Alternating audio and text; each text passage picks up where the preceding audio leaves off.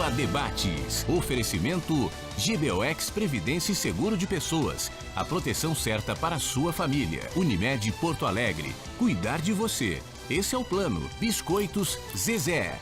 Carinho que vem de família. Igual ao Banricompras. Só outro Banricompras. E CMPC Celulose Rio Grandense. Nossa fibra. Estamos iniciando mais um Copa Debates. E há pouco eu senti falta aqui do nosso parceiro da ala direita. E eu disse, pô, faça favor de chamar o governador, desculpe, futuro governador, Cláudio Lamarque. Paulo Sérgio, ele é. Mas já começa assim. Ele não começa o programa tranquilo. Não. Mas o programa sempre começa com emoção, né? Mas é ou não é? Eu sou o presidente da UAB, extremamente realizado, em final de mandato, mandato calmo, tranquilo. O senhor vai querer concorrer ao Senado? Olha, dois? Pois é, Paulo, eu vou te dizer que eu agora vou tirar não, tem que definir logo, não, fica naquela embrulha. Eu quero um ano sabático agora, quero um ano assim para dar uma descansada boa, curtir meu filho. Da Assembleia? Hein? Hein, Paulo Sérgio? Quem? Tá igual o presidente, quer que ele seja igual o presidente da Assembleia. Futuro presidente da República, ele está testemunhando, o presidente já estou exagerando, o governador pode chegar lá na presidência. Testemunhando aqui o ministro Ronaldo Nogueira, que está chegando aí. Nosso eterno ministro, né? A única reforma que conseguiu fazer, o Temer foi com ele, hein, presidente da Lamarque. É verdade. E ele teve muito lá na UAB conosco, conversamos bastante. O ministro Ronaldo Nogueira foi um bom parceiro aí no período que esteve no Ministério. Teve uma interlocução muito positiva com todos nós. Lênio Streck. Tudo bem, meu eterno procurador, Lênio Streck. Hoje procurador de pijama, né? Como assim? Está aposentado. Tá procurando pijama. Pijama, pantufa. Eu estou brincando, advogado atuante, Lênio. Sim, sou advogado, sou um subordinado ao OAB. Mas o senhor conseguiu o número antigo da OAB, não? Sim, sim. Qual é o seu número da OAB? 14.439. Aliás, essa foi uma política, e aqui vou puxar um pouquinho aqui a brasa para o nosso assado, porque essa foi uma política correta nossa da UAB, começou aqui pelo Rio Grande do Sul, ainda na minha gestão, onde nós restabelecemos a ideia de que o número do advogado, quando o advogado retorna, ele tem que ser devolvido. Aquela ideia de que o número ficaria... Glosava o número? Não, uma coisa que não tinha lógica nenhuma, entendeu? Esse número eu peguei em 1981, quem me entregou a carteirinha, eu recebi essa carteira na subseção de Rio Pardo, o juiz da comarca era o Léo Lima, depois... Léo Lima ficou... Que foi juiz também em Não Me Toque. Em Não Me Toque. Ele que conduziu o plebiscito lá para Não Me Toque, o Campo Real. Eu recebi minha carteira e ele me telefonou para ir no fórum para ver se eu queria fazer um júri dativo. Foi meu primeiro júri. Era um caso famoso lá, que 7 advogados não queriam pegar, eu começando, 1981,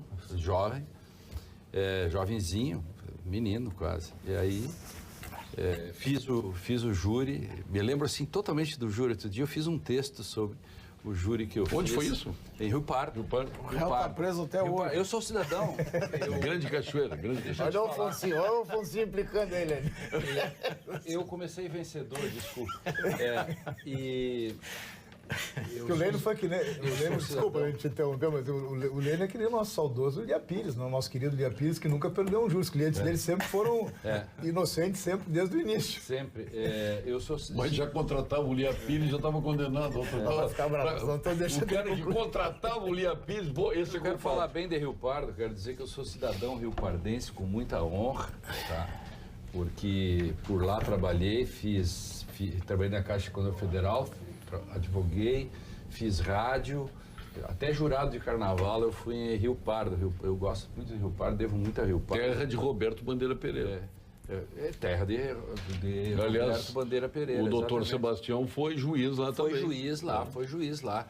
Rio Pardo foi a primeira comarca do Rio Grande do Sul, quando tinha só 4 municípios, 4 comarcas. Rio Pardo era uma delas.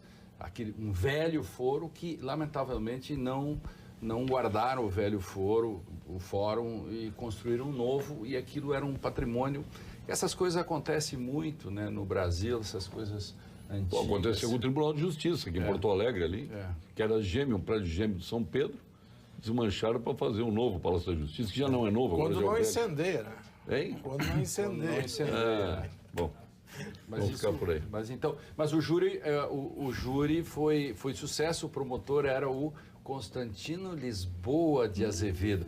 Essas coisas a gente não esquece, né? Eu só não sei o nome dos 7 jurados, né? Mas um deles eu sei, quer dizer, então, embora isso tenha passado tantos anos. Ricardo Alfonsin.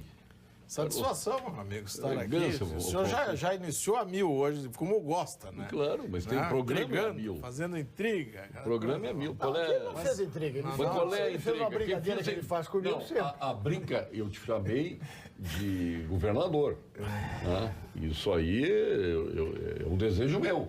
Eu não posso ter desejo. Agora, intriga fez ele com o Lênio. Todos. O Lênio foi advogado de um criminoso, está até hoje na cadeia. Aí a intriga é minha. Aí a intriga é minha. Tu viu como tu é sem vergonha?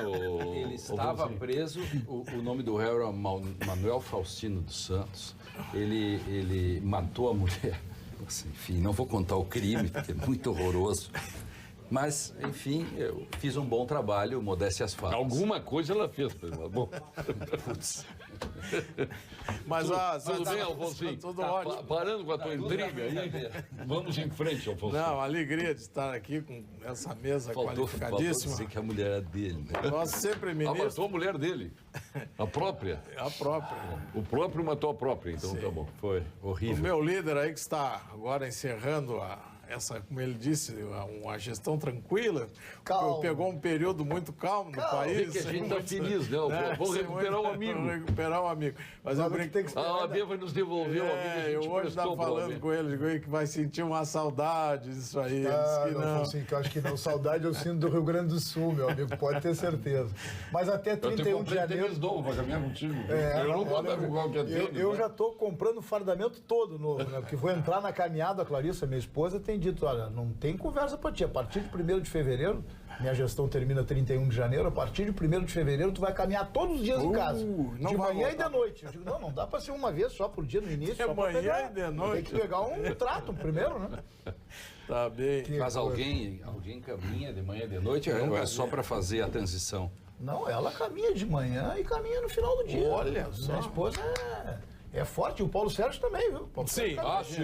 Imagina. Paulo Sérgio, sim, todo mundo sabe. Não, você fala de outra coisa. Bom, olha que eu tenho visto de vez em quando final. É bem verdade que é final Depois de semana. sou eu, tá vendo? Eu te defendendo aqui, não quiser. Nós temos o prazer de receber aqui o nosso eterno ministro do Trabalho, Ronaldo. Eu tenho tanta admiração pelo ministro, pelo que ele fez, a coragem. Não é qualquer um que teria feito essa reforma. A modernização da legislação trabalhista não é qualquer um que teria feito. E não sei se alguém teria feito. Quem fez foi Ronaldo Nogueira. Tá? O senhor peregrinou esse Brasil de norte a sul, de leste a oeste, andou pelas bibocas, andou em centrais de trabalhadores, sozinho, de peito aberto. E, olha, o senhor merece o reconhecimento de toda a sociedade. E aí vem com aquela balela que o senhor prejudicou o trabalhador, não teve um direito trabalhador que tenha sido revogado com a modernização da legislação trabalhista. Parabéns, deputado federal, ministro, o senhor merece o reconhecimento de toda a sociedade. Obrigado, Paulo Sérgio, Alfonsin, Lênio, presidente Lamac. Futuro governador?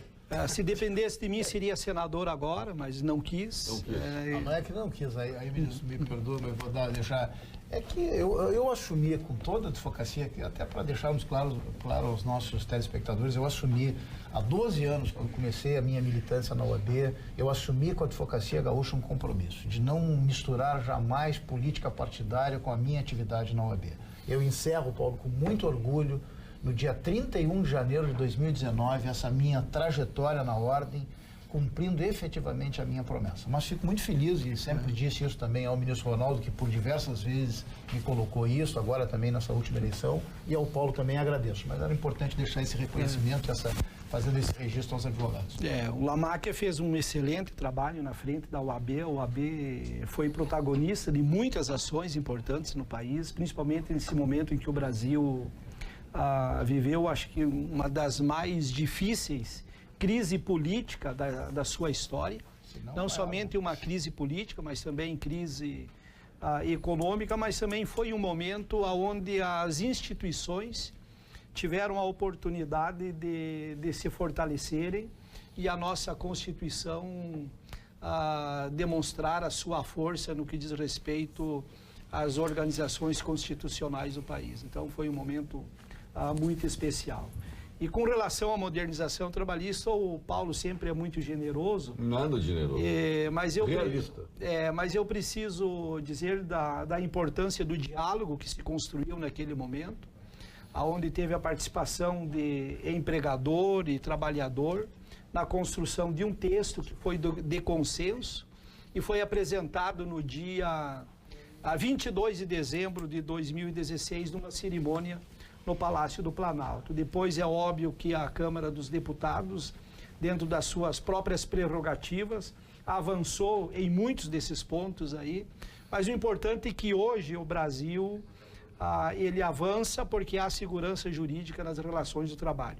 O vice-presidente mundial da Mitsubishi disse que o Brasil se tornou no melhor ambiente de negócios da América Latina. É um setor que estava trabalhando com jornada reduzida, o setor automotivo principalmente, desde dezembro de 2014, mas a partir de abril de 2017 foi um setor que começou a trabalhar, operar com 3 turnos, anunciando investimentos bilionários para 2018 e 2019, investimentos aí ultrapassando a casa dos 20 bilhões de reais. A modernização ela veio com o objetivo de consolidar direitos, dar proteção, segurança jurídica e geração de empregos. Até setembro de 2019 foi mais de 719 mil novos empregos com carteira assinada no Brasil. Você veja que o Brasil, desde dezembro de 2014, vinha perdendo uma média de 100 mil postos de trabalho por mês. Depois que a modernização entrou em vigor, o emprego começou a retomar. Nós tínhamos a expectativa de geração de empregos em 2018 na faixa de 1 milhão de empregos. Eu acredito que nós vamos chegar em dezembro com essa marca aí registrada. Mas o senhor fique tranquilo, aqui nós temos aulas, já estou incluindo o Lênio nessa aula, não incluo o Alfonsinho, porque aqui nós estamos em ritmo de reconhecimento, é confete, serpentina, pula máquina para o senhor. O da ponta esquerda eu não posso dizer, porque hoje ele tá tipo o Vanderlei aqui, que resolveu provocar o Lênio. Pergunta para o Lênio o que ele está achando da situação dos mais médicos. Qual a opinião dele? Houve falcatruas do PT ou não houve, Lênio? Vanderlei. Claro que ele apresenta o Clube do Ódio aqui, da direita, o Vanderlei, né? E tem outra pergunta aqui do Eduardo de Cachoeira. Boa noite, Paulo Sérgio. Pergunta ao Lênio sobre o drible da vaca do juiz Sérgio Moro. Sim, drible da vaca. São duas para ti aqui? Não, sim. Os caras gostam de provocar, né? O segundo nem é uma provocação, o segundo é uma bola picando, né? É diferente. Tem o provocador, que é do clube aí. Do ódio? Ele... Não, esse Vanderlei é do Clube do Ódio de Cachoeirinha. Pois é, o Vanderlei pergunta sobre os mais médicos. Isso já foi discutido, nós fizemos um programa quase sobre isso aí, então não vou me repetir sobre os mais médicos. Eu espero que os médicos possam ser repostos logo que as pessoas tenham o seu atendimento e que fiquem todos felizes e bem. Com relação ao drible da vaca, foi uma brincadeira que eu fiz, porque o telespectador é muito arguto. Para quem é advogado, quando você tem um funcionário público, juiz, etc., se ele responde a um processo administrativo, ele não pode pedir demissão. Então, porque ele está impedido, porque o Estado tem que esperar para ver se tem que puni-lo ou não.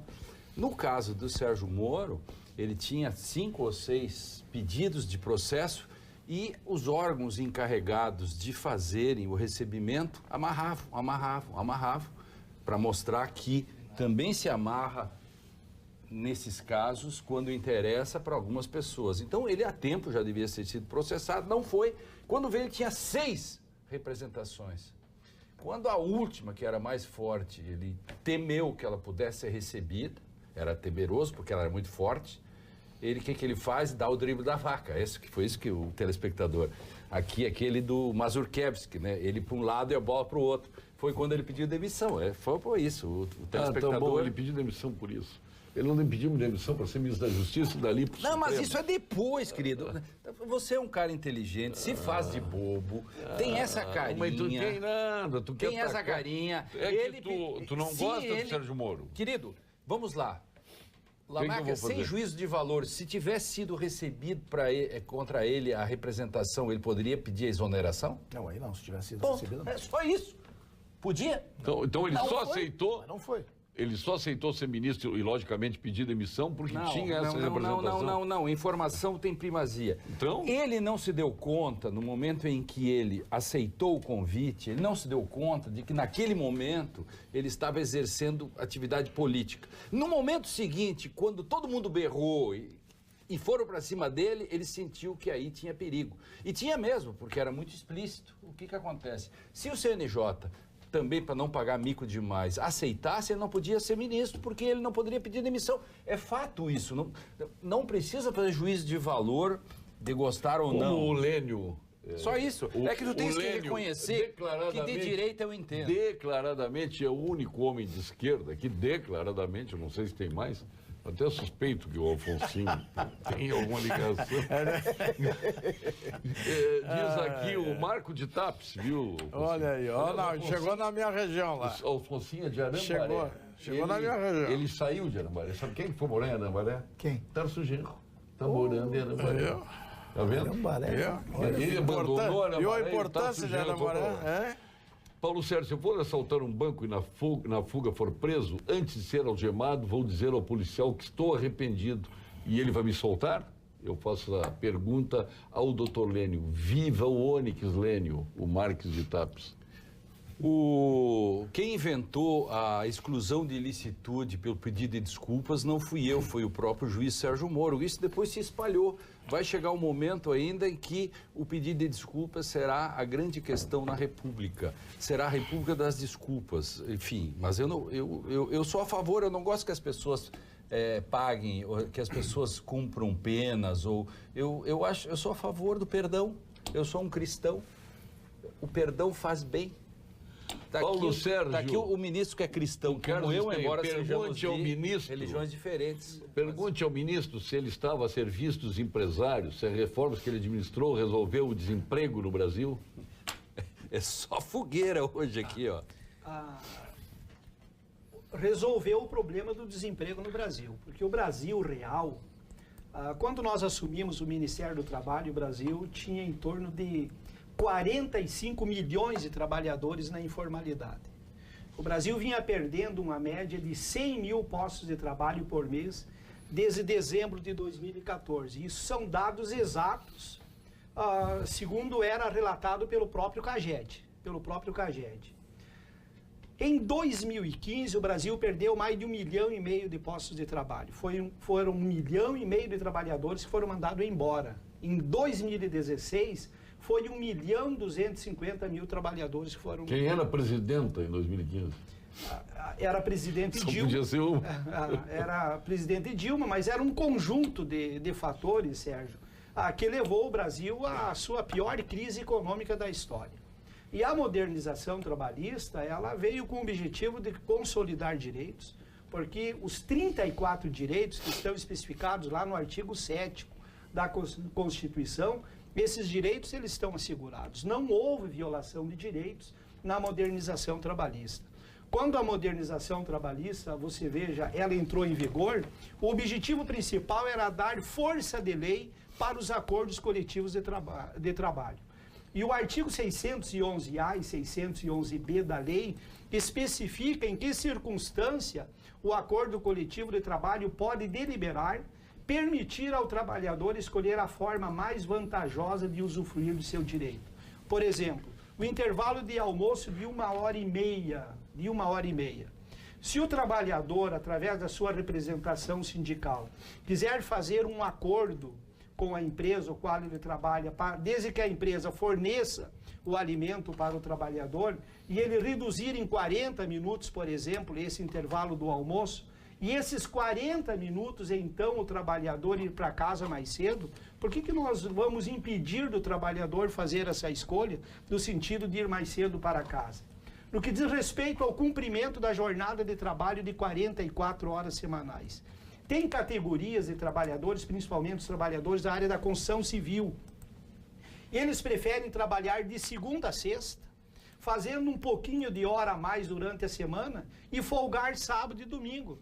Ao invés de ter que, no sábado, ele ter que ir lá na empresa, principalmente os trabalhadores da construção civil lá da minha cidade de Carazinho, tinha uma reclamação constante no que diz respeito à necessidade da permanência desse acordo coletivo de trabalho, preferindo trabalhar de segunda a sexta e folgar no sábado. Então, desde que a modernização trabalhista ela entrou em vigor, o Brasil começou a recuperar emprego. Mas isso era muito... Essa é uma questão boa. Por exemplo, qualquer pessoa... Eu quando dou aula em algum lugar, eu prefiro dar... E agora isso está mais fácil, mas havia um momento... tem que flexibilizar um pouco nesse sentido. Tem algumas questões que eu não concordo com a reforma trabalhista, mas existem coisas importantes. Por exemplo, eu não sei como ficou isso, mas eu acho que flexibilizou, em que o professor, por exemplo, não poderia dar aula de manhã, de tarde ou de noite, ele não poderia, porque ele teria que fazer para o dia seguinte, o que espicharia os seus dias. Uma época tinha algumas universidades com... Por quê? Eu posso dar 8 horas de aula por dia, qual é o problema? E outra coisa, se eu puder não ir ao sábado, que é o dia do descanso, etc., é muito melhor. Então, obviamente que essa questão... E a do almoço também, se as empresas... O almoço, por exemplo, se você com isso ganha meia hora da tarde ou 40 minutos... É muito melhor para o trabalhador. É muito, né? Melhor. Bastante. Isso sim. Algumas, claro. A recuperação do emprego, é lógico que não foi. Se nós tínhamos 14 milhões de pessoas procurando emprego, mas na realidade o número de pessoas que queriam trabalhar não são 14 nem 13, são 27 milhões de trabalhadores. E essa realidade ainda persiste. Porque aí se faz o cálculo, né, nesse número, querido sempre ministro Ronaldo, se faz o cálculo nesse número daqueles trabalhadores que já deixaram de procurar empregos, né? Já estão na informalidade e não são trazidos nesta estatística dos 14 milhões, não é isso? Mas há números até para que o espectador tenha essa visão, porque muitas vezes se fala em 14 milhões de desempregados e depois se fala em 20, 25, 26 milhões de desempregados. É exatamente isso. Mas há números confiáveis? Eu não sei, né? Por isso que eu estava me dizendo. O problema no Brasil é que nós temos mais de 30 milhões de miseráveis. Mas que é fato que nós temos um número... Exemplo, os números... Melhorou, assim, de fato, tem mais emprego? Não, mas eu digo... É uma pergunta, não é uma afirmação. O fato que temos aqui é de que hoje, esse número que nós tínhamos antes de 14 milhões, ele era um número muito maior, porque nós tínhamos trabalhadores que já não buscavam mais emprego, já estavam na informalidade e não participavam dessa estatística. O fato é que quando tinha 2 milhões, não eram 2 também. Eram 4. Era. E assim vice-versa. Porque há sempre... E assim sucessivamente. E nunca isso não vai ser assim, porque há um momento em que aquele que deixa de trabalhar, ele não... Não, mas tem que considerar que terminou também aquela rigidez, né? O sindicato hoje pode, o patronal e o de empregado, pode estabelecer exatamente isso, normas específicas para aquele setor e da maneira que ele funciona. O TST ainda está resistindo a isso aí, né? Do acordo coletivo, às vezes contraria o que diz a própria lei. Mas aí nós temos a questão do campo, né? O que nós temos, a dificuldade de estabelecer regras para o trabalhador rural, né? Que tem os horários completamente diferentes do urbano, e tem a questão da safra, e tem todas essas coisas que tem que ser obedecido, e o acordo coletivo pode estabelecer isso. Com relação aos números, são exatos do CAGED, porque até o 5º dia útil do mês a empresa ela tem que informar o número de contratações e demissões. Então hoje nós estamos aí com saldo positivo, nós vamos chegar em dezembro aí, chegando à casa de 1 milhão de novas contratações durante o ano de 2018. É óbvio que o ideal seria que nós tivéssemos um número bem melhor do que esse. Mas leve-se em conta que a economia é um conjunto de fatores que interfere diretamente. Nós vivemos uma crise política aí. né? Uma crise política, de desconfiança, e isso inibe um pouco o investidor de realizar os seus investimentos. A atividade econômica está retida.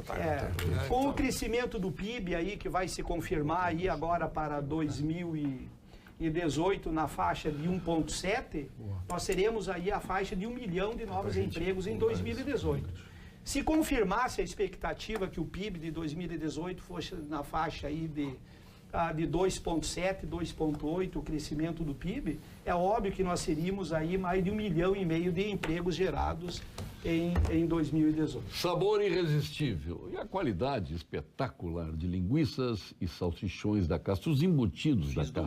Fez domingo. Fez o chouriço da Castro? O chouriço da Castro é extraordinariamente bom. Né? Tem que provar.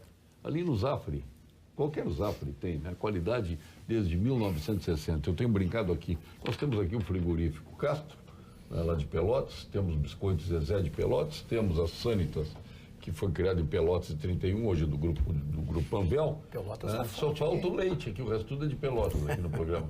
Tá forte Pelotas mesmo, hein? Tá forte, né? Pô, todos os patrocinadores, mais o leite, pô, convenhamos. Portanto, linguiças e salsichões de alimentos Castro.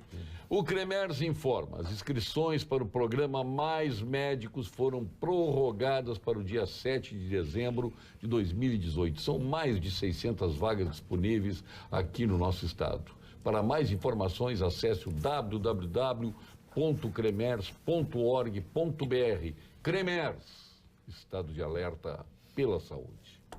Grandes histórias não começam lá com o Lênio, Luiz Pereira Lima tomando vinho, não. Começam nas melhores vinícolas, chegam até a sua taça, a taça do Lênio, do Luiz Pereira Lima, de todos nós, né? Através do trabalho minucioso da Vinhos do Mundo, importando de Mendonça, do Vale do Colchagua, Piemonte, Toscana, Languedoc, Patagônia, Tejo e muitas outras regiões. Ali estão os mais diferentes rótulos. Viva a melhor experiência do velho e do novo mundo em uma das lojas da Vinhos do Mundo. Na Cristóvão Colombo, 1493, na Getúlio, 1135 e na Lípio César, 203. Atenção para você que é cooperado Unicred. Aproveite o capital de giro que ela oferece para desenvolver sua empresa. A Unicred tem este capital, financia as mais diferentes operações sem afetar o fluxo de caixa da sua empresa e conte ainda com as condições diferenciadas. As taxas são super atrativas a partir de 1,49% ao mês. Claro que você gostou, então fale agora mesmo com um dos nossos gerentes. Aproveite essa oportunidade e prospere com seu negócio usando o crédito da Unicred do Rio Grande do Sul. E vamos agora ao nosso quadro de saúde. O PhD em Oncologia, titular do Clínicas, o mais jovem membro da Academia Brasileira de Medicina, presidente da Sul-Rio-Grandense, presidente da Bienal do Mercosul, sócio fundador do Instituto Oncológico Kaplan e também um homem que conhece vinhos como poucos, né? Com a Laurenti, a sua vinícola. E, aliás, na música ele vai bem também. É um grande tecladista e um grande cantor. Eu já assisti recital espetacular do meu amigo Gilberto Schwartzman, mais conhecido como André Rieu dos Pampas. Vamos ao Dr. Gilberto Schwartzman. Fale, Dr. Gilberto. Olá, sou o professor Gilberto Schwartzman e gostaria de fazer um desafio aos meus colegas médicos. Vejam que informação importante. 30% das mortes em nosso estado acontecem por doenças do coração e das artérias. Outros 20% se devem ao câncer. Isso significa metade das mortes em nosso estado. Impressionante, não? A boa notícia é que podemos evitar essas mortes se identificarmos fatores de risco como pressão alta, tabagismo, colesterol elevado, diabetes, obesidade, sedentarismo e abuso de bebidas alcoólicas. E se convencermos os pacientes a realizarem os exames preventivos do câncer, como o citopatológico do colo do útero nas mulheres com vida sexual ativa, a mamografia em todas as mulheres a partir dos 40 anos, o toque retal e o PSA nos homens a partir dos 50 e a colonoscopia nos homens e mulheres também a partir dos 50 anos. Você fala que quer um Brasil melhor, não é mesmo? Seja então um guardião da saúde de nossa população. Não interessa por qual porta uma pessoa chega ao sistema de saúde. Faça a sua parte. Dedique alguns minutos da consulta e veja se o paciente vem seguindo essas recomendações. Dessa maneira, poderemos reduzir as principais causas responsáveis por 50% de nossas mortes. Eu me refiro a 1 de cada 2 mortes. Vale a pena. Obrigado, Gilberto. Aliás, quem está babando nesse momento o vídeo é o Arnaldo, viu? Arnaldo de Araújo Guimarães. Arnaldo Guimarães. É Caxias lá com o presidente. Breia. Está assistindo o programa lá.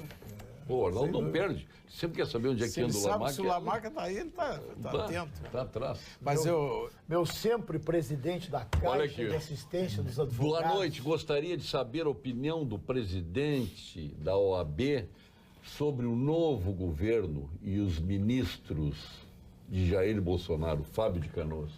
Bom, Paulo, eu tenho dito desde a eleição que, primeiro, eu sou um otimista por natureza. E segundo, todos nós devemos, nesse momento, torcermos para que o governo acerte, né? O Brasil precisa que este governo eleito tenha condições de governar e retirar o Brasil desta crise que nós estamos mergulhados. E mais, tenho dito também, que o momento de extremismo que passamos na época da eleição, ele tem que desaparecer. É momento agora de nós termos uma linha de maior entendimento, a sociedade precisa agora encontrar soluções para os problemas que nós estamos aí. Eu estou torcendo muito para que o governo dê certo. Este governo foi eleito democraticamente pelas urnas e, portanto, todos nós brasileiros devemos torcer para que dê certo efetivamente. Bom, eu nunca torci contra governo nenhum, porque eu estou dentro do avião que está andando. Queremos que o piloto possa pilotar bem. Uma coisa é você ter opiniões acerca de um governo, outra coisa é você torcer. Eu nunca vi um cara torcer para que o dólar dê errado só para o outro cara se ralar. Tá louco? Não, mas até tem gente que torce, né? Não, mas aí ele é especulador. Ganhar dinheiro, né? Sim, mas aí é especulador. Se não for especulador, é suicida. Olha, tem gente torcendo contra o Bolsonaro. Isso é outra história. Olha só, aí nisso, para aproveitar o gancho, e temos aqui 2 advogados pertencentes à OAB, o escolhido para chefiar o Departamento Penitenciário Nacional pelo ministro, né, o proto-ministro Sérgio Moro, ele é a favor de colocar, e o Sérgio Moro também já tinha dito isso, escutas nos parlatórios. Uma bomba na mão da OAB, o presidente sabe disso. Eu também sou a favor. É outra história, eu quero dizer que o governo é a favor, os ministros são a favor. A OAB é contra. OAB tem se posicionado... Mas não é que a OAB seja contra, Paulo. Porque isso é inconstitucional. Não é que a OAB seja contra. Porque isso é inconstitucional, é isso. É que ela diz que não pode. Mas, amigo, olha, eu estou dizendo aqui agora, desde o primeiro momento, eu sou o primeiro, a partir de um governo eleito democraticamente, e nós todos temos que ter este reconhecimento, que este governo que está aí foi eleito democraticamente. A sociedade não pode conspirar contra um governo que nem bem começou ainda. Esse é o primeiro aspecto. Agora, desde o primeiro momento eu tenho dito, inclusive disse isso nas entrevistas e na manifestação que fiz no Tribunal Superior Eleitoral, quando do resultado eleitoral, disse que a bússola de um governo tem que ser efetivamente a Constituição. E, aliás, o presidente eleito tem afirmado isto, que a sua bússola será, a bússola, a expressão é minha, mas que a sua bússola será a Constituição Federal. E a Bíblia. E a Bíblia. Aliás, ele podia fazer um vademecum já. A expressão... Quem acha um vademecum da Bíblia? Não, Paulo, a expressão bússola fui eu que usei. Ele usou essa. Não, eu uso o Código Penal da Bíblia, que é o Deuteronômio. A Constituição tem que ser observada. E a sociedade tem que compreender isso, que na medida que nós venhamos a alterar a Constituição sem alterá-la de forma regular, sem alterá-la na forma da lei, nós temos aí uma inconstitucionalidade. É isso que nós temos que defender. Isso aqui é um problema. Democracia é isso. Porque se coloque no lugar do advogado, pedi para o Alfonsinho, isso é um problema. Você moralmente pode achar onde se viu, mas o advogado tem que poder falar com o seu cliente. Isso é da essência do Estado democrático. Mas é que as pessoas procuram aquelas coisas que eu não gosto, então vai ser assim. Eu não gosto, então tem que ser assim. É o meu caso. É o caso do... Pois é, o caso do Paulo. As coisas simplistas. Agora eu quero dizer o seguinte... Eu não sei, é que Mas tem a tanta bandalheira Paulo Sérgio, acontecendo nos presídios. mas aí Isso é pode outra ajudar coisa. o advogado. Eu acho Porque que nós normalmente o acusado é o relacionamento íntimo lá e o advogado. O advogado é sempre acusado de levar arma, de levar droga, de levar isso e aquilo. Protege o advogado. Acho que protege o advogado. Protege o advogado. Eu acho que o Paulo propõe um debate que me parece extremamente interessante. E o Paulo é uma pessoa que ele sabe compreender e ele está dizendo, olha, eu sou leigo. Ele acabou de dizer isso. Eu sou leigo, eu quero entender. Então, por quê? Eu acho que esse debate ele é importante e merece uma reflexão e até para que a sociedade possa entender. Paulo, tu tem toda a razão quando tu diz que o advogado é acusado de daqui a pouco levar celular para dentro de presídio. Arma, celular. Isso é uma grande bobagem. Isso é uma coisa que está completamente equivocada. O advogado fala com o seu cliente através de um parlatório. Isso. O parlatório é um vidro chumbado que ele não pode entregar. Isso. Nós já tivemos casos... Mas todos os presídios têm? Nós tivemos... Não, nem todos. Os presídios menores até não têm, mas os presídios maiores, todos eles têm. O que nós tivemos há um tempo atrás? Tivemos realmente uma situação, um episódio aqui do Rio Grande do Sul, onde uma advogada, isso foi noticiado pela grande mídia, eu posso falar sobre isso, onde uma advogada entrou no presídio levando celulares. Mas ela não estava ali como advogada. Isso. Ela foi numa outra condição e foi punida pela UAB. E como advogada, ela nunca chegaria ao ponto ali se ela fosse como advogada. Exato. Porque ela não teria aquele acesso. Eu disse isso, né, Lênio? Ela não esteve como advogada. Isso. Foi punida imediatamente. O que nós temos que olhar dentro dos presídios hoje, e esse é um debate que me parece extremamente meritório, é vermos que hoje os presídios são dominados pelas facções criminosas. Escutei uma entrevista, inclusive, hoje. É isso que eles têm que cuidar. Ele esteja na quarta-feira na UAB. Estou dando isso em primeira mão aqui, o ministro Sérgio Moro. E eu vou conversar com ele exatamente sobre isso. Ou seja, acho que este é um ponto que o Ministério da Justiça e da Segurança Pública, agora unificado, ele tem que trabalhar. As facções criminosas hoje, elas dominam... De dentro da cadeia. Elas dominam o crime organizado de dentro da cadeia, de dentro das penitenciárias, pagos por nós. Porque estas pessoas estão lá financiadas pelo Estado e, portanto, elas têm que estar fora de qualquer atividade. Eles estão lá cumprindo uma pena, mas devem cumprir uma pena com dignidade. E quando eu fiz uma representação, eu era procurador de justiça, em 2009, para a intervenção, enfim, eu juntei um contrato feito... Cansado de falar aqui nisso. Na época era o Pampa Boa Noite. O Pampa Boa Noite. Um contrato, uma facção comprou um pedaço do presídio da outra. Eu juntei isso. Espetáculo. Então, essas coisas todas... O meu amigo, governador reeleito do Piauí, quando assumiu esse mandato, o qual ele se reelegeu, ele era senador. Quem é ele? E o Wellington Dias, jantando comigo em Brasília, disse assim, tem alguma sugestão para o meu governo? Eu disse, tem. Tinha umas 20, mas vou te dar uma só. Não. Faça uma coisa muito simples, não é nem um tratado nenhum. Não abra celas e feche a galeria. É o primeiro ponto para o desastre. Mas, Lênio, tem hoje presídios... Concordo. Isso Paulo Sérgio, tem hoje presídios. E isso é uma realidade que a sociedade tem que começar a saber disso. Isso tem que ser dito. Isso tem que ser desnudado. Nós temos presídios muita lenda hoje, e não é nenhum nem dois, que não tem mais controle do Estado. Isso. Aqui o Central... Paulo, nós temos situações muito piores do que o Central, e tu tem razão. O Central é algo também preocupante. Por isso que não tem também fuga, não há não controle. tem nada, tudo funciona. funciona. Eu vou contar um caso que ele é emblemático para mim hoje. Eu conheci vários destes presídios Brasil afora, na função de presidente da UAB, em todos aqueles episódios onde nós Pedrinhas, tivemos etc. as chacinas de Pedrinhas e de tantos outros, Monte Cristo e tantos outros, eu estive como presidente da UAB, pessoalmente, eu fui a estes presídios, a estes estados, e fizemos vistorias com as comissões do sistema prisional que a UAB tem. Fui fazer a vistoria, fui examinar em loco. Um deles foi o presídio de Monte Cristo, em Roraima. Presídio de Monte Cristo. Pois, Paulo, esse presídio teve uma chacina também horrorosa num determinado momento, uma coisa assim inadmissível sob qualquer aspecto, pois a questão de 3 ou 4 meses, não, nem 4 meses, a questão de 2 meses, de 2 para 3 meses, nós estivemos lá novamente. Eu estive pessoalmente. Sabe qual é a situação do presídio hoje, Lênio? Monte Cristo. Estou dando o nome, Monte Cristo. Eu quis entrar, juntamente com os colegas da nossa comissão, A governadora mandou chamar o secretário de Segurança para que me encaminhasse, me acompanhasse com toda a segurança, etc. O secretário de Segurança disse para a governadora, não podemos autorizar o doutor Lamarck a entrar no presídio. Aí eu pensei que fosse alguma coisa.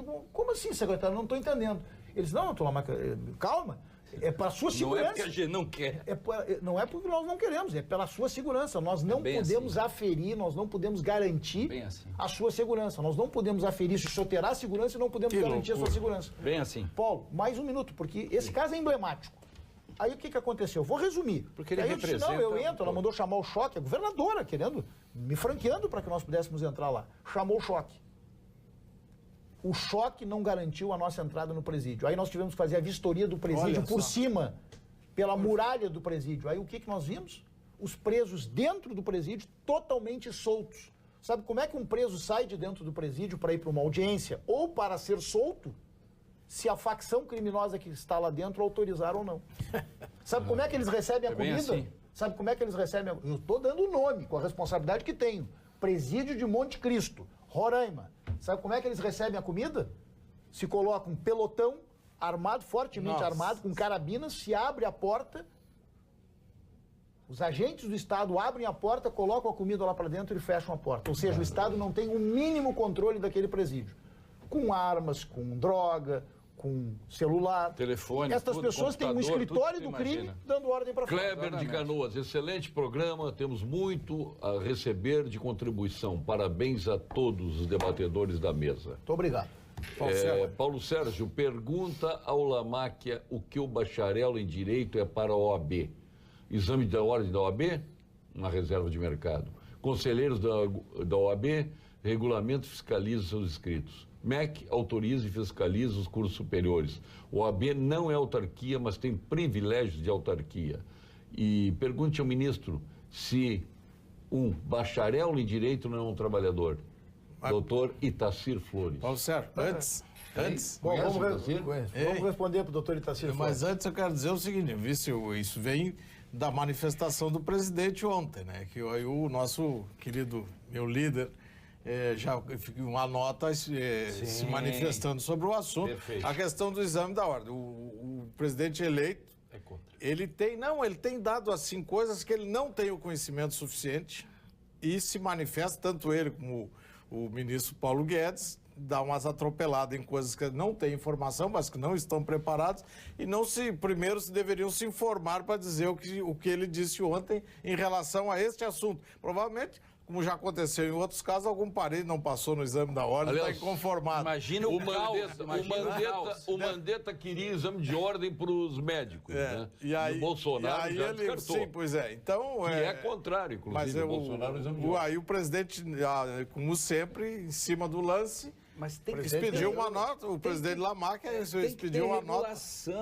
Tem que ter regulação. O Supremo, inclusive, já disse que o exame de ordem é constitucional, não só porque o Supremo disse, porque é o sentido da realidade. Nessa parte eu até... Eu vou respondendo para ti. Não, eu vou dar uma... Mas tem mais algumas coisinhas para dizer. Eu vou dar uma de senso comum, eu vou dizer que além... Não é só porque está na Constituição, etc, etc.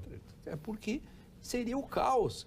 Você precisa do exame de ordem, precisa de todas as profissões. E da medicina também. E da medicina também, não há dúvida nenhuma. Doutor Lamarck. Bom, eu vou deixar o ministro Ronaldo, ele vai responder a questão do trabalhador ou não. Agora, óbvio que o bacharel é um trabalhador em qualquer outra área. Não na advocacia, porque se ele não estiver aprovado no exame de ordem, ele não é um advogado. Ele vai ser trabalhador em qualquer outra ordem, em qualquer outra área. Quer dizer que o médico não tem residência, não pode clinicar. Não, aí nós vamos examinar a legislação específica dos médicos. Agora, o advogado, para que ele seja considerado advogado, para que ele receba a credencial de advogado, ele tem que ser aprovado no exame de ordem.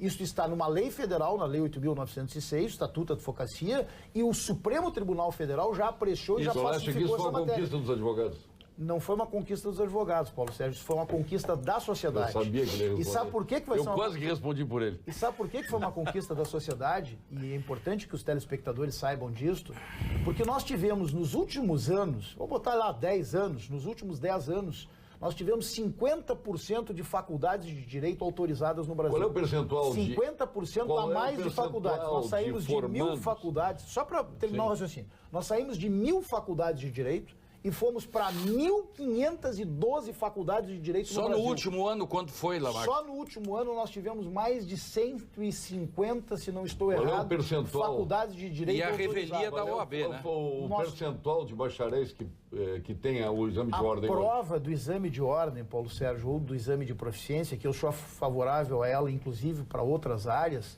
a prova do exame de ordem hoje, ela é uma prova que não limita o número de aprovados. Qual é o percentual que passaram até hoje?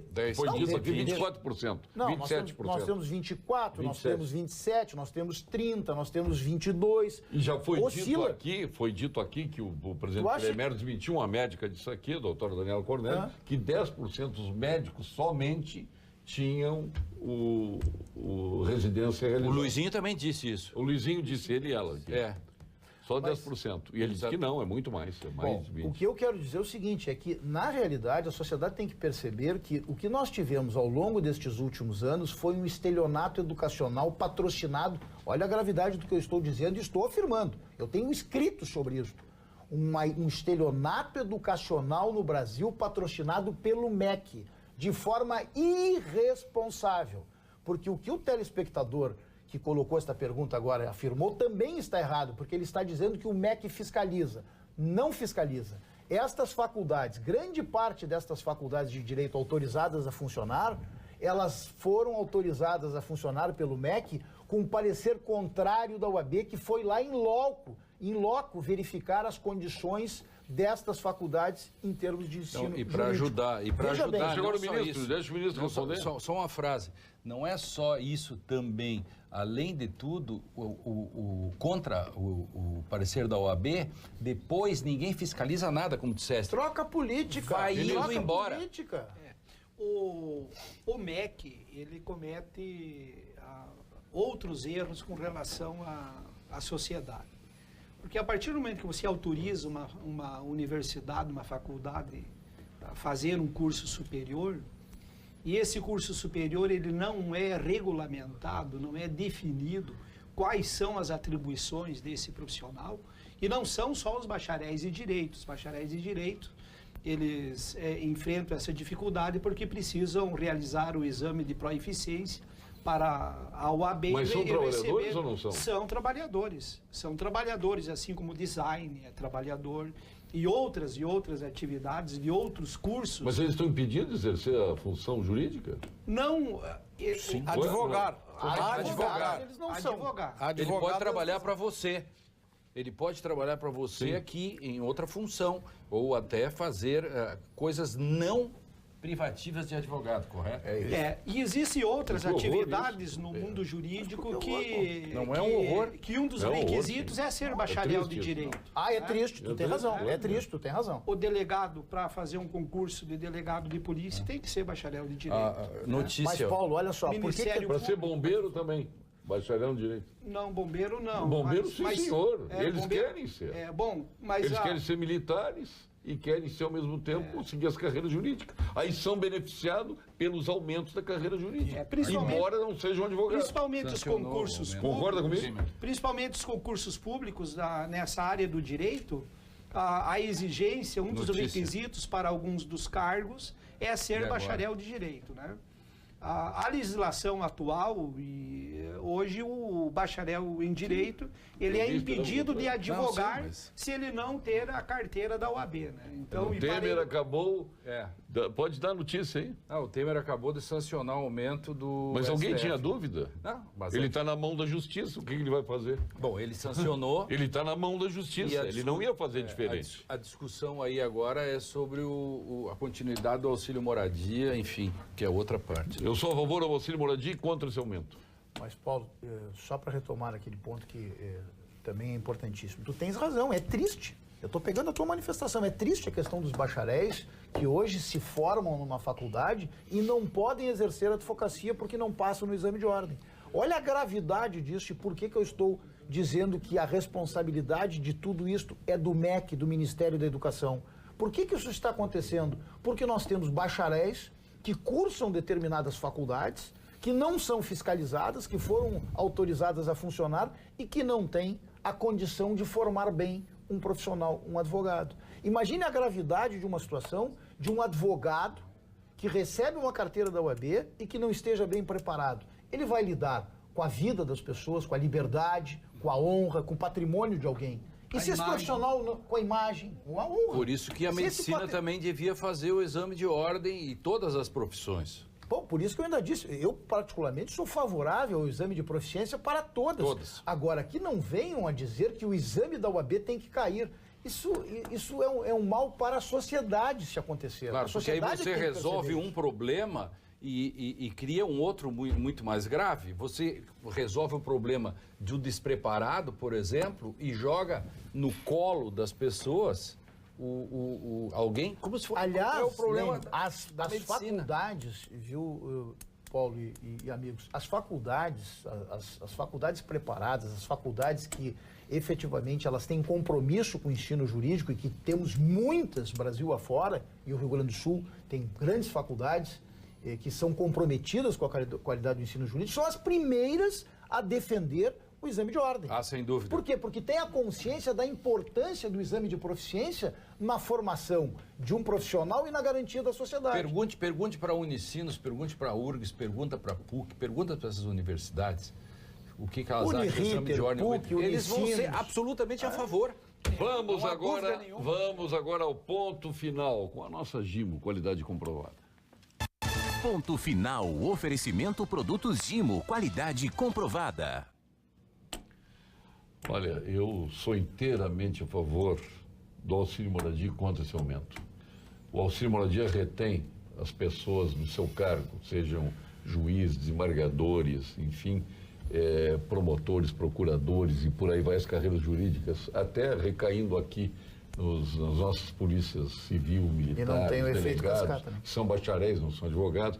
O efeito cascata agora vai dar uma debandada geral e surgirão novas vagas e mais aumento. Não, mas esse aumento serve também para os aposentados, como é o Lênin Streck.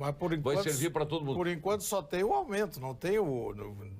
Não, mas vão tirar... Não, mas é que o acerto feito... Sim, mas e aí? Vão tirar e vai dar uma debandada geral. Mas como é que isso aí vai ser feito? Vai ter que ser julgado o processo. O próprio STF vai tirar. Não, mas tem que ser julgado o processo. Convenhamos. Tem que ser julgado o processo. E vão deixar um pepino desse tamanho para o novo presidente. Eu temo é o seguinte, que venha o aumento e continue o auxílio moradia. Convenhamos. Que no fundo dá o mesmo valor. Convenhamos. Lênio, seu ponto final. Lênio está dizendo aqui, Paulo Sérgio, não sei por que o Lênio tem tanta inveja do Sérgio Moro. Hélio de Alvorada. Eu não vou responder uma aleivosia, a socapo e a sorrelfa de um telespectador que fica fresteando, né, as coisas, né? Não vou responder as questões psicanalíticas desse indivíduo ou indivídua, o não dividido. Eu quero dizer, numa palavra, que como a nossa cidade, eu sempre tenho poupado o prefeito e tudo, mas como a nossa cidade ficou assim, atirada, sabe? Poxa, buracos que você vê um buraco e depois no ano seguinte você vê esse buraco acompanhado de seus amigos. Mais buracos, eles vão se multiplicando. Os buracos estão de aniversário, agora fazem aniversário. Então, porque quando você começa assim, os 2, 3 meses, você até admite, enfim, tem problemas. Mas quando a coisa vai passando, já passou a metade e continua, então você vê, assim, está muito abandonado. Acho que, eu não sei, eu espero que a grande virada se dê a partir da segunda metade. Lênio, domingo eu fui para Tramandaí, tinha um evento nosso lá com o Sesc, o triatlon, lá em Tramandaí, e fui pela Freeway. Passei na Freeway, tinha um caminhão tombado, a cabine completamente destruída. Todos aqueles SOS da Concepa, aquilo ali é um belvederezinho ali, né? Todos com lixo, mas lixo, abarrotado de lixo, todos eles. Na ida e na volta o caminhão estava lá abandonado. Não tem concessão, não tem quem atenda. E aquela estrada e buracos. Quer dizer, aí agora deu uma remandadinha nos buracos, veio a chuva e abriu de novo os buracos. E aquele exemplo. E a chuva abre os buracos de novo. E aquele asfalto cascorrento, aquela sujeira. Aí, sabe o que para solucionar? Botaram uma placa, proibido jogar lixo. Não adianta, os caras vão lá e jogam os lixos igual, não tem quem faça a manutenção. Isso o governo federal nos deixou esse legado péssimo. 20 anos de concessão, não sabia que a concessão ia terminar. Depois faz da noite Venceu a pro dia. concessão, faz o emergencial. Aí não sabia que emergencial um ano depois venceria. Aí deu no que deu. Tá aí o negócio abandonado, uma estrada que era um orgulho nosso, uma porcaria perto dos estradas de São Paulo. Mas era melhor que nós tínhamos, né? A Paraíba tem estradas melhores. E nós achamos a melhor.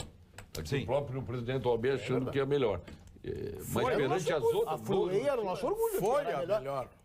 Era a melhor estrada que nós tínhamos aqui. Mas se andar em São Paulo, essa é uma estradinha vagabunda. Não, mas em São Paulo. Mas uma vergonha.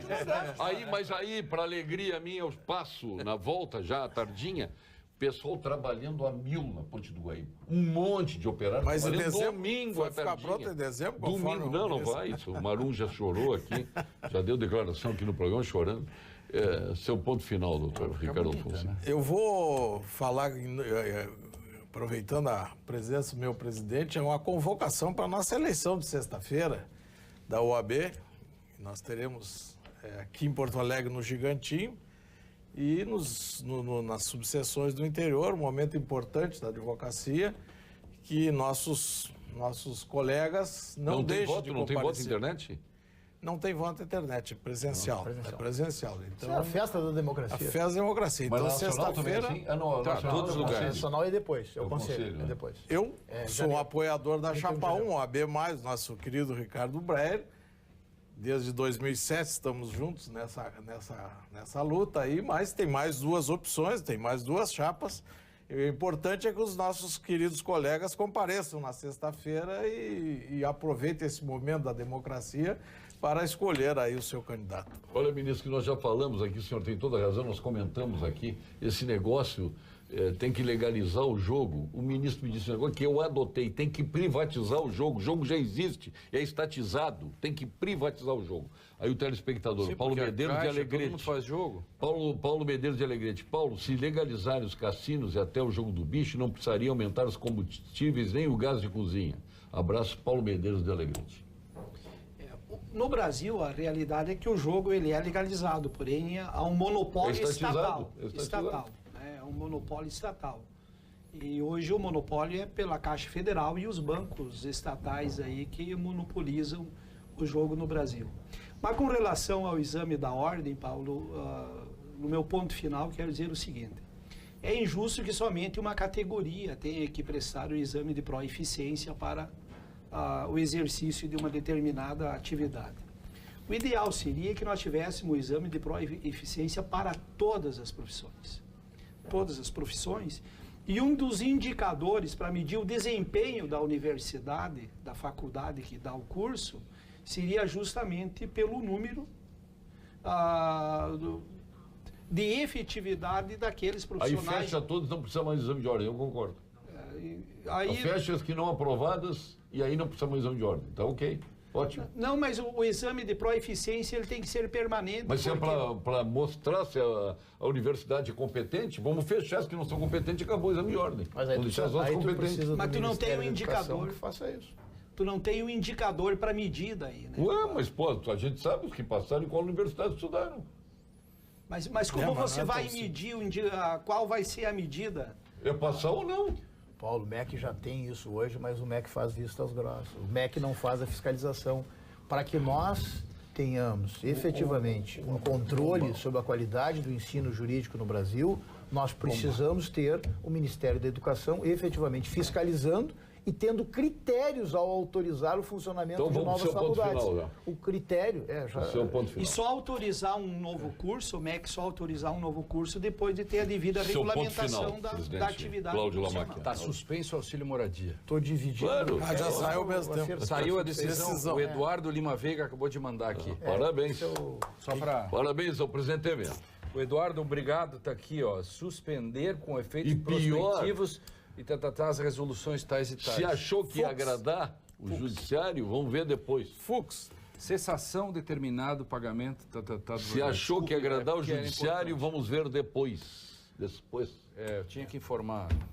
Não, mas o que eu estava somando com o ministro Ronaldo, porque, na realidade, se o MEC tivesse efetivamente controlando, fiscalizando as faculdades, seja de direito, seja as demais, eu falo de direito porque é que eu conheço todo esse cenário hoje, nós até poderíamos dizer que o exame de ordem poderia ele aprovar 100% dos eventuais bacharéis que prestassem o exame. O que está acontecendo hoje é que um bacharel presta um exame que nós precisamos ter 50% de acerto nas provas e muitos não conseguem acertar 50% de acertos numa prova. Isto demonstra que nós hoje não temos critério, ou que o MEC não está tendo o critério necessário na autorização, eu não digo de todas, mas eu digo de grande parte. Agora não autorizaram 10 agora nesse semestre? Hein? Hoje autorizaram 10. Hoje autorizaram mais 10. Aliás, nos últimos anos foi a rodo isto. O MEC serve como ministério que está fazendo troca política para liberar a faculdade de Gilmar Mendes? É em Brasília. É em Brasília. IDP. Portugal também, né? Não, ele tem em Brasília e tem um curso de pós-graduação Mas em IDP é uma São faculdade. Paulo. E eu quero dizer que o IDP é um dos melhores cursos que estão por aí. Eu posso assentar isso. O Banco Regional de Desenvolvimento do Extremo Sul, nosso BRDE, e a Rede Pampa estão convidando para o Fórum de Desenvolvimento Sustentável do Sul do Brasil. É um fórum de fomento ao desenvolvimento sustentável no sul do Brasil. Vai ser realizado no auditório do Ministério Público no dia 3, a partir das 14 horas. As inscrições são gratuitas, certificado no final.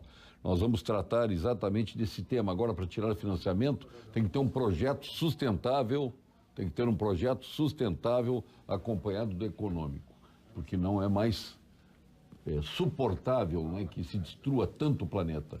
Então, vai ter financiamento quem cuidar da sua empresa, isto é, tratamento de resíduos, a questão das águas, a questão da energia, a energia alternativa, enfim, nós temos N atitudes para tomar em benefício do planeta. E os bancos estão se somando ao Pacto Global da ONU, juntamente com o PNUD e os Objetivos de Desenvolvimento Sustentável da mesma ONU. Então vai ser no dia 3, a partir das 14 horas, inscrição grátis pelo www.forumdedesenvolvimento.com.br. Todos aqui receberam um convite para estar lá conosco. Obrigado. Então, vamos aguardá-los porque é muito importante. De aniversário, no sábado, a Sandra Quirô, a desembargadora Flávia Lorena Pacheco, o Iradir Pietroski, do nosso Tribunal de Contas, feliz da vida com as ORVs lá. Agora esse aumento também vai para o tribunal também, não, o Tribunal de Contas do Estado. Estão felizes da vida, estão um foguetório total lá. Francisco Apio, também o nosso deputado, radialista, narrador, grande narrador, a Lisete Feijó, nossa ex-primeira-dama do Estado, o Vladimir Omikichuk, mais o Fernando Goldstein, a Magda Beatriz, daqui a pouco vamos cantar o parabéns para ela, a Lúcia Záquia. No domingo, aniversariou o desembargador Ricardo Carvalho Fraga, a procuradora de Justiça Silva Capelli, o cônsul do Japão, Kohei Nagashima, a Denise de Fini Duarte, o nosso presidente da Rede de TV, Amilcar Idaievo, o Marcos Rovinski, o Álvaro Petraco, entre tantos. E hoje, o Adriano Miolo, nosso parceiro aqui na Rede Pampa do Calmador, o Thomas Dunenkamp, o Laboratório de Saúde, Thomas Dunenkamp, o ministro Geraldo Agnicéias Marques, o governador Jair Soares, o Aloysio Pagnoncelli de Souza. E eu quero aí, especialmente para nossa colega Magda Beatriz, para o governador Jair Soares e para o Amilcar Idaievo, um grande abraço aqui em nome de todos os aniversariantes, mas quero cantar para eles, aí vamos cantar. Vamos cantar. Parabéns para você nesta data querida, muitas felicidades, muitos anos de vida. Parabéns, governador Jair Soares. Parabéns, governador Jair Soares, parabéns a Magda e a todos os aniversariantes. Anos, Jair, né? Jair está perto de 70. Nosso grande governador. A Magda Beatriz e o Amilcar Idaievo na nossa Rede TV, entre tantos aniversariantes. Agradecendo, nós retornaremos amanhã com mais um Pampa Debates. E vem aí o Jornal da Pampa com os nossos apresentadores locais de Porto Alegre, a classificado, o classificado. 3 colorados aqui, o ministro é colorado? Do Atlético de Carazinho. Então, Colorado. Então tem 3. Colorado. Também 4 classificados aqui no G4. E o Grêmio está ali na E corda classificado e com 7,700 no bolso. Eu tive uma época na minha vida, em função da OAB, que eu tinha que ficar meio assim com o negócio de ser colorado. Não, agora que o Leonardo é gremista, tá bem dividido na família, tá tudo certo. Ninguém fala do Zequinha e do Avenida. Pô, Série C e o Avenida vai disputar Já Série falamos D. tanto do Zequinha, no Avenida não. No Avenida. Muito obrigado, mas tu vai secar o São Paulo hoje. Hoje tu vai botar as tuas roupas tudo para secar. Obrigado, boa noite. Sem dúvida. Esporte.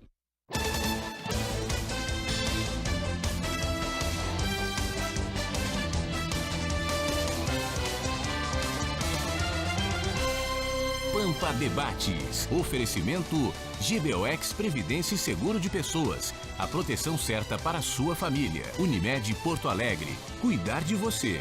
Esse é o plano. Biscoitos Zezé. Carinho que vem de família. Igual ao Banricompras. Só outro Banricompras. E CMPC Celulose Rio Grandense. Nossa fibra.